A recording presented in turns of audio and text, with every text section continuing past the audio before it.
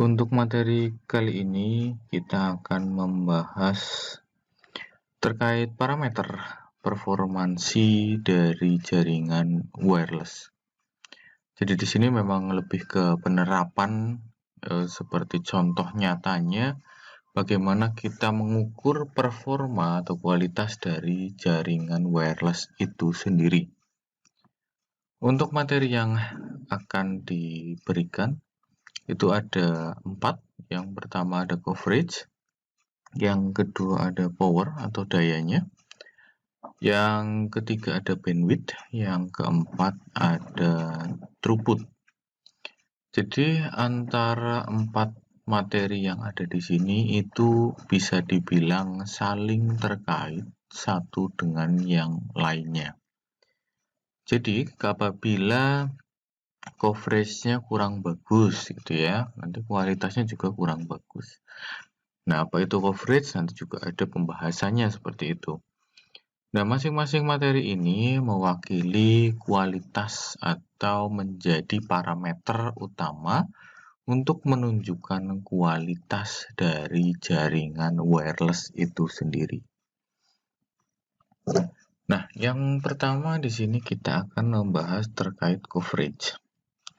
Jadi biasanya kalau istilah coverage ini dia lebih ke cakupan gitu ya, cakupan sinyal gitu dari sebuah pemancar. Nah, pemancar yang dimaksudkan di sini contohnya menggunakan access point. Jadi di sebuah access point ini dia memancarkan sinyal radio melalui antena. Nah, antenanya ada bermacam-macam gitu. Cuma kalau yang biasa dipakai untuk akses point pada umumnya itu menggunakan antena omni. Jadi kalau omni itu contohnya antenanya di tengah gitu ya. Jadi dia akan memancarkan 360 derajat gitu. Jadi ke segala arah. Nah, itu contoh antena omni yang biasanya dipakai oleh akses point. Nah, untuk selanjutnya di sini coverage area semakin luas seiring tingkat data rate yang semakin menurun. Dikarenakan sensitivitas perangkat penerima yang semakin kecil. Jadi kalau coverage areanya semakin luas, maka kecepatan pengiriman datanya akan berbanding terbalik atau akan semakin berkurang gitu. Karena dia akan memancarkan ke segala arah tetapi tidak mementingkan sensitivitas dari perangkat penerimanya. Nah, dengan begitu pengiriman datanya juga akan semakin lambat atau akan semakin kecil. Umumnya di mana kekuatan sinyal di sekitar antena lebih besar, sedangkan dari kekuatan daerah tepi semakin kecil. Ini maksudnya besar gitu ya. Jadi intinya semakin dekat dengan antenanya, pasti daya atau kekuatan sinyalnya pasti semakin besar. Nah, akibatnya apa? Akibatnya berarti data rate atau kecepatan pengiriman datanya akan semakin cepat. Seperti itu. Jadi intinya kalau semisal ada coverage area gitu ya, antenanya di tengah, dan untuk usernya contohnya di sini gitu ya. Usernya di bagian dekat dengan antena. Ini user. Gitu ya. Di sini ada usernya. Ya, itu akan mendapatkan sinyal yang besar atau sinyal yang baik dengan data rate yang besar. Tetapi kalau contohnya usernya ada berada di sini, hampir di luar dari coverage area. Berarti di sini akan menerima kualitas sinyal yang kecil dan pengiriman data semakin lambat. Seperti itu. Nah, contohnya seperti ini. Jadi semisal di tengah ada access point. Nah, nanti di bagian pinggir itu ada coverage area. Tapi coverage area di sini gitu ya. Ini kan ada coverage area gitu, coverage area. Jadi coverage area yang ada di sini itu biasanya berkaitan dengan daya pancar. Kalau daya pancarnya semakin besar, maka coverage areanya juga akan semakin lebar. Nah, untuk kekuatan sinyal yang baik itu sebenarnya kurang minusnya lebih kecil ya. Jadi kurang dari atau sama dengan minus 65 dBm. Tapi kalau lebih besar dari itu, contohnya minus 73 gitu contohnya dBm, kualitasnya juga akan semakin jelek. Tapi kalau semisal dapat minus contohnya 10 gitu ya, itu akan mendapatkan kualitas yang baik. Nah, sekarang pertanyaannya, apakah ada sinyal menjadi plus gitu ya, bukan minus? Jawabannya tidak ada ya. Jadi kalau sinyal itu memang satuannya itu pakai minus. Kenapa kok minus? Karena daya pancarnya akan semakin menurun dari titik awalnya. Sehingga di situ tidak plus tapi minus. Berarti minus di sini menunjukkan penurunan kualitas atau penurunan daya sinyal. Kan nggak mungkin kalau semisal pemancarnya di tengah di sini akses point, tapi usernya ada di sampingnya di sini ya. Ini masih satu coverage, tapi sinyal yang diterima lebih besar dari yang ada di akses point, kan nggak mungkin. Pasti lebih kecil. Makanya untuk kualitas sinyal atau daya sinyal itu depannya pasti ada angka minusnya karena ada penurunan sinyal dari sinyal utamanya. Seperti itu. Nah, untuk coverage area seperti ini mungkin ya. Jadi gambarannya yang pertama di tengah ada akses point-nya di sini ya. Lalu yang paling dekat pasti mendapatkan sinyal yang paling besar, otomatis kualitasnya juga semakin baik. Lalu yang di bagian rada di luarnya itu akan mendapatkan sinyal yang lebih kecil. Dan yang paling luar atau paling jauh pasti mendapatkan sinyal yang sangat-sangat kecil. Jadinya di sini kualitas pengiriman datanya juga akan semakin melambat seperti itu. Untuk selanjutnya power. Jadi di power ini berkaitan dengan daya pancar. Jadi biasanya dengan istilah TX power. Jadi power yang dikirimkan dari si pengirim. Makanya disebut dengan TX power. Jadi TX power di sini akan berpengaruh pada kualitas atau lebar dari coverage area gitu. Jadi di sini TX power-nya juga dia tergantung dengan wireless card atau modul wireless yang ada di perangkat tersebut. Jadi kalau biasanya ada istilahnya standarnya atau ada spesifikasinya berapa TX power yang baik gitu. Tapi di sini kalau kita menggunakan Mikrotik gitu ya, salah satu jenis wireless router gitu ya, itu ada beberapa variasi yang bisa dipilih di perangkat Mikrotik itu sendiri.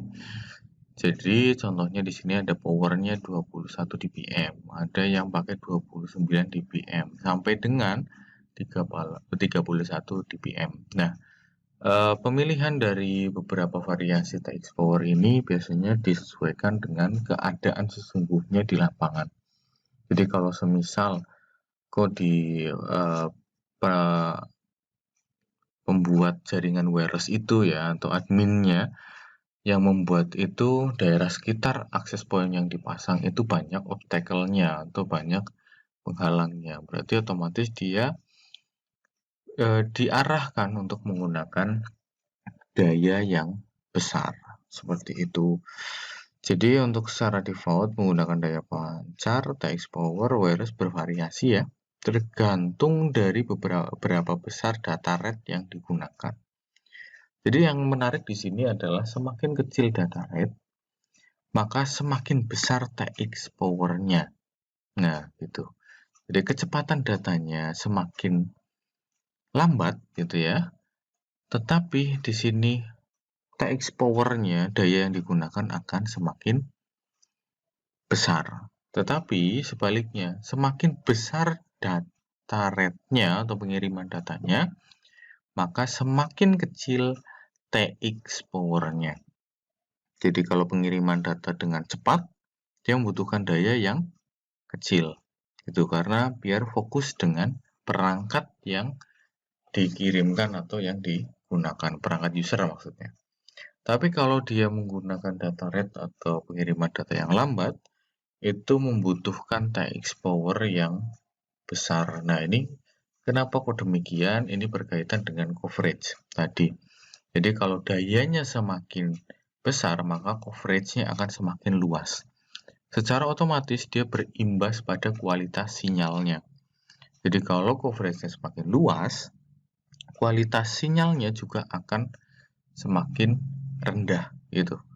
Karena pancaran dari sinyal wireless ini akan berputar, akan jauh meninggalkan pengirimnya. Itu ya, titik poinnya atau akses poinnya. Makanya di situ sinyalnya tidak akan fokus kepada perangkat tertentu, tetapi akan menyebarkan ke yang lain. Nah, kalau semisal dayanya kecil atau TX power-nya kecil, otomatis coverage areanya juga semakin kecil. Akibatnya apa? Dia akan fokus dengan perangkat-perangkat user yang ada di dekat akses point tersebut. Dengan demikian, akan berimbas pada kecepatan atau data rate dari pengiriman data yang digunakan oleh user tersebut. Nah, untuk selanjutnya di sini ada hasil perbandingan ya antara data rate dengan TX power. Nah, di sini sampelnya saya menggunakan mikrotik lagi karena memang mikrotik yang istilahnya lebih enak digunakan untuk praktikum gitu ya. Dengan mikrotik ini lebih mudah untuk memahami konsep-konsep dari jaringan gitu. Sebenarnya itu sih tujuannya. Nah, di sini contohnya di sini pengiriman datanya atau data rate-nya itu menggunakan 1 Mbps. TX power-nya di sini menggunakan 19 dBm gitu. Dengan total TX power-nya itu 22 dBm. Nah, di sini bukan minus ya.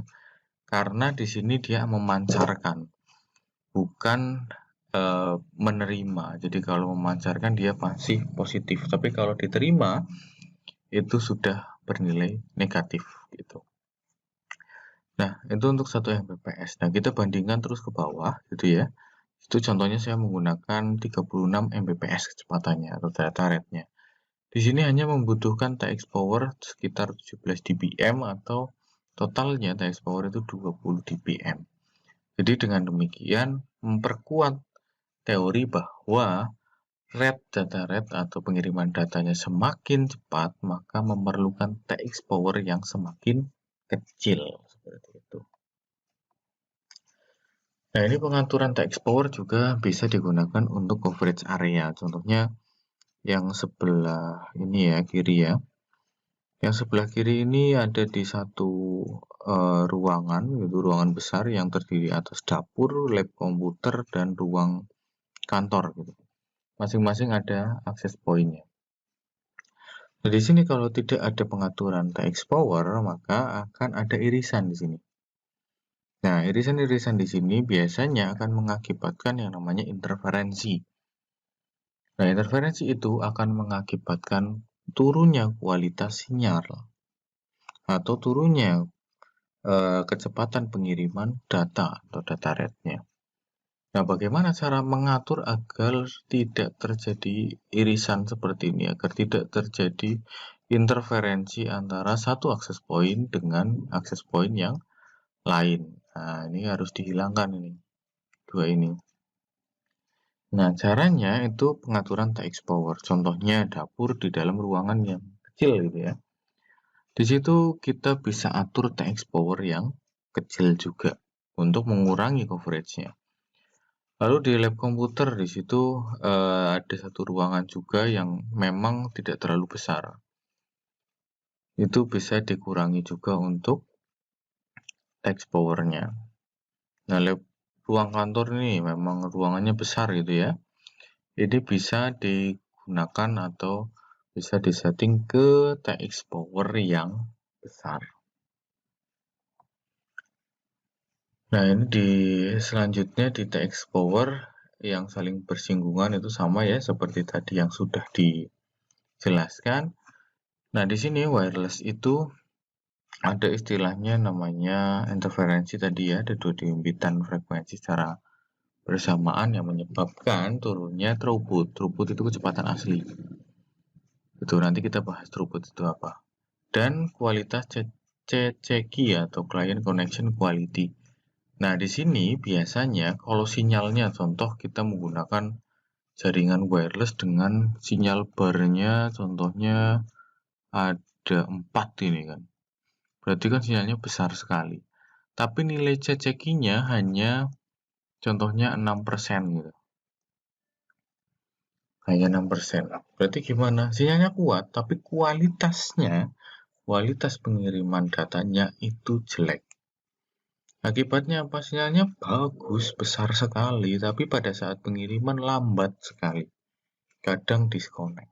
Kadang pada saat pengiriman gagal.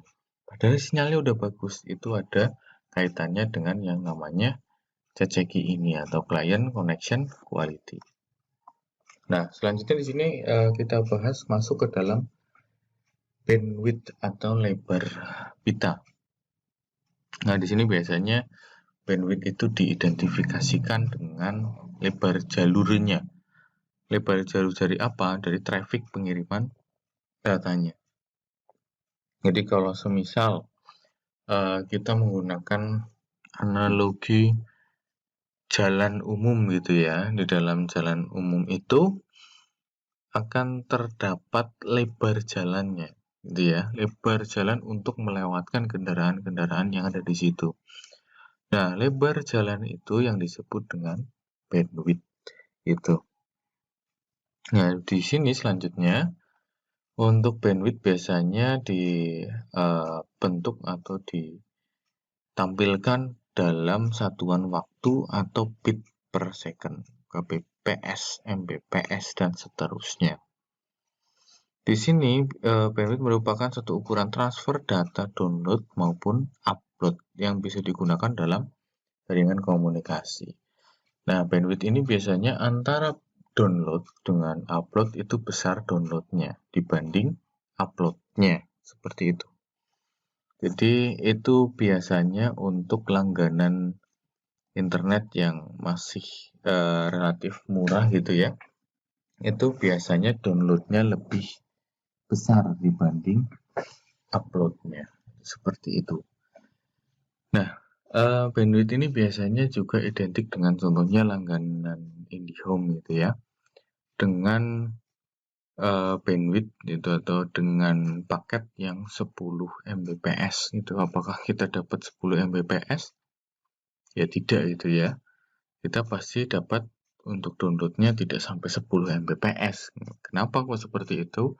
Karena yang disediakan hanya jalannya saja gitu. Jadi jalannya 10 Mbps, tapi pengiriman data aslinya itu tidak sampai 10 Mbps. Nah, nanti akan berkaitan dengan throughput nanti. Nah, ini kalau kita setting atau kita lihat dari bandwidth gitu ya. Apabila kalian contohnya, oh ini kecepatannya cepat apa enggak, kita coba cari di speed test gitu ya. Kita cari speed testnya. Oh, ternyata speed testnya kita dapat 52,12 Mbps gitu. Nah, itu apanya? Apakah kecepatan aslinya atau bukan? Nah, jawabannya itu adalah bandwidth-nya. Lebar jalurnya itu 52,12 Mbps. Ini contoh. Jadi, ini contoh apabila kalian menggunakan speed test gitu ya. Itu adalah band-nya. Nah, selanjutnya di sini ada throughput. Jadi udah bandwidth jalurnya sudah diketahui. Nah, kecepatan aslinya apa? Throughput gitu. Jadi throughput adalah bandwidth aktual yang terukur dalam satu ukuran sama ya seperti tadi, tapi dia benar-benar yang digunakan. Nah, bagaimana untuk mencari kecepatan atau throughputnya? Itu dengan cara bandwidth dibagi 8. Nah, dari mana sih angka 8 itu? Kenapa sih harus dibagi 8? Karena 1 byte itu terdiri dari 8 bit. Gitu ya. Karena setiap pengiriman data itu per 8 bit atau per 1 byte. Makanya di situ dibagi 8. Nah, makanya contoh kalau semisal kita menggunakan IndiHome ya, kita download menggunakan IDM. Nah, yang tertampil di IDM itu 1, sekian gitu ya.